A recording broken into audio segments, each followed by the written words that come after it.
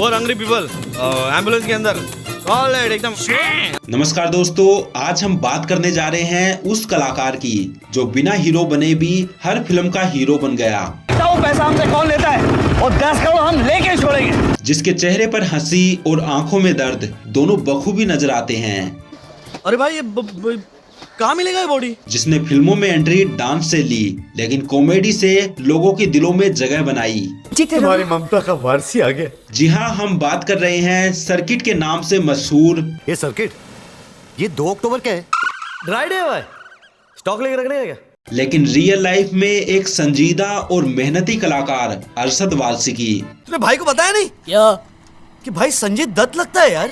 उनकी कहानी सिर्फ फिल्मों की नहीं है, बल्कि एक ऐसे इंसान की है जो अनाथ आश्रम से उठकर बॉलीवुड की चकाचौंध तक अपना सफर तय किया। ऐसी सड़ी हुई हिंदी पिक्चर है जो 3 घंटे से चल रही है, खत्म ही नहीं होती, चले जा रही है, चले जा रही है, चले जा रही है। तो चलिए दोस्तों, जानते हैं उस अभिनेता की अनकही दास्तान जो खुद कहता है, मैं हीरो नहीं हूँ पर हीरो से कम भी नहीं हूँ।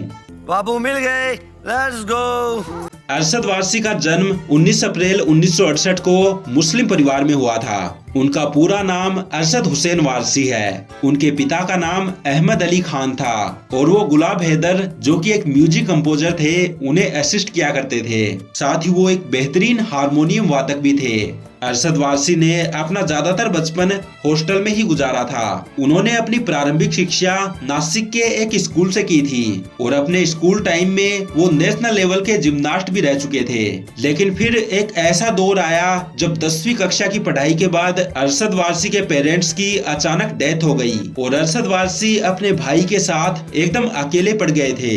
और तो और उनकी जिंदगी में तूफानों का सिलसिला अभी थम नहीं रहा था, क्योंकि उनके मकान मालिक ने उनका मकान भी खाली करवा लिया था। और उसके बाद अरशद वारसी को अपने भाई के साथ एक छोटे कमरे के मकान में शिफ्ट होना पड़ा, जिसका नतीजा ये हुआ कि उन्हें बीच में ही अपनी पढ़ाई छोड़नी पड़ी और वो एक सेल्समैन की नौकरी करने लगे। वहाँ वो घर घर जाकर ब्यूटी प्रोडक्ट्स बेचा करते थे और कुछ समय के लिए तो उन्होंने एक फोटो लैब में भी काम किया। अरशद वारसी हर कुछ समय बाद अपना काम बदलते रहते थे। 17 साल की उम्र तक उन्होंने इसी तरह से अपनी जिंदगी जी। इसी बीच उनकी दिलचस्पी डांस की ओर बढ़ने लगी, तो उन्होंने Akbar Samik dance group join कर लिया और इसी दौरान उन्होंने फिल्म इंडस्ट्री की तरफ भी रुख कर लिया।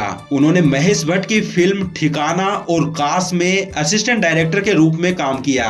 फिल्म के सेट पर उनकी मुलाकात महेश भट्ट की बेटी पूजा भट्ट से हुआ करती थी। खबरें तो ये भी रही हैं कि अरशद वारसी पूजा भट्ट के पहले बॉयफ्रेंड रहे हैं। अरशद वारसी एक अच्छे डांसर थे और उन्होंने इंडियाज बेस्ट डांसर कंपटीशन भी जीता था और उन्होंने वर्ल्ड डांस चैंपियनशिप में 1999 में इंडिया को रिप्रेजेंट भी किया था। बता दें कि वो इस डांस कंपटीशन में 4th पोजीशन पर रहे थे।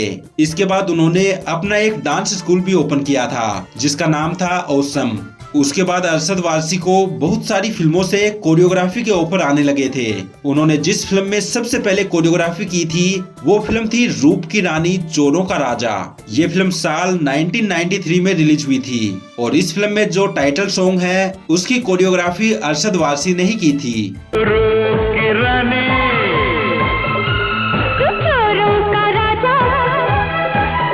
ये बात सन 1995 की है, जब अमिताभ बच्चन ने अपना प्रोडक्शन हाउस खोला था जिसका नाम था ABCL प्रोडक्शन और इस प्रोडक्शन हाउस के अंतर्गत वो अपनी पहली फिल्म बनाने जा रहे थे जिसका नाम था तेरे मेरे सपने।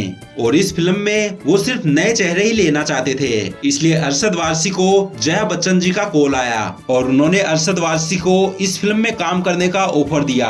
अरशद वारसी, जो कि उस वक्त कोरियोग्राफर का काम कर रहे थे, उन्होंने इस ऑफर को तुरंत एक्सेप्ट कर लिया।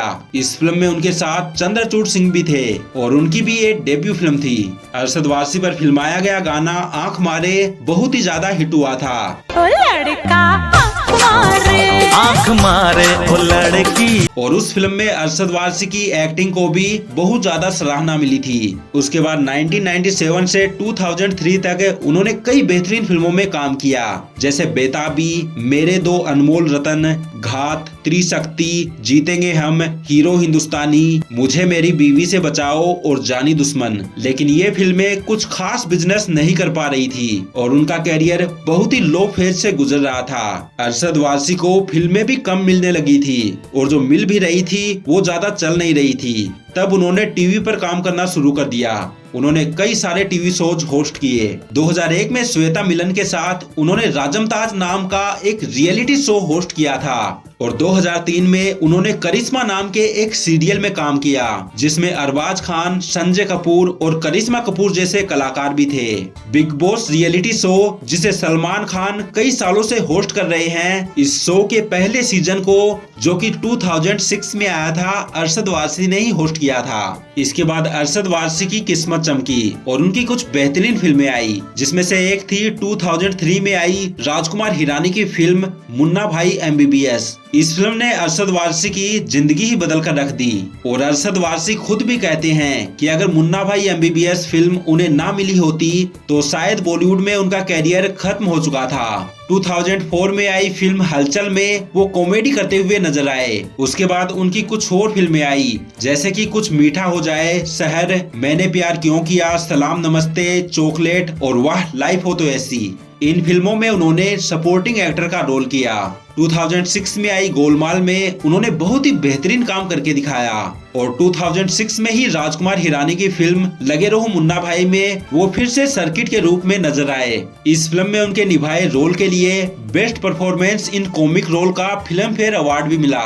2007 में वो धमाल फिल्म में नजर आए और उनके निभाए रोल को लोगों की खूब तारीफें मिली। क्रेजी 4, इश्कियां, हम तुम और घोस्ट, फालतू, जिला गाजियाबाद जैसी ढेर सारी फिल्मों में इन्होंने काम किया। इन सभी फिल्मों में वो सपोर्टिंग एक्टर का ही रोल कर रहे थे। 2013 में सुभाष कपूर की फिल्म जोली LLB बन रही थी और इस फिल्म में शाहरुख खान को लिया जाना था, लेकिन शाहरुख खान अपनी फिल्म चेन्नई एक्सप्रेस में बिजी थे, इसलिए उन्होंने इस फिल्म में काम करने से मना कर दिया। तो इसके बाद इस फिल्म में अरशद वारसी को फाइनल कर लिया गया। इस फिल्म में अरशद वारसी के निभाए किरदार को लोगों ने बहुत ही ज्यादा पसंद किया था। इसके बाद 2022 में उन्होंने बच्चन पांडे में अपना हुनर दिखाया। फिल्मों के अलावा वेब सीरीज में भी उन्होंने काम किया। 2020 में आई वेब सीरीज असुर में भी अरशद वारसी का एक खास किरदार था। तो दोस्तों, ये थी कहानी उस शख्स की जिसने जिंदगी के हर रोल को पूरी ईमानदारी से निभाया, चाहे वो रियल लाइफ हो या रील लाइफ। अरशद वारसी ने कभी स्टारडम की दौड़ नहीं लगाई, लेकिन अपनी कड़ी मेहनत और टैलेंट से दिल जीतने की रेस जरूर जीती। कभी सर्किट बनकर हंसाया तो कभी सीरियस किरदारों में चौंकाया और सबसे खास बात, उन्होंने कभी खुद को अंडररेटेड नहीं माना, बस चुपचाप अपना काम करते रहे।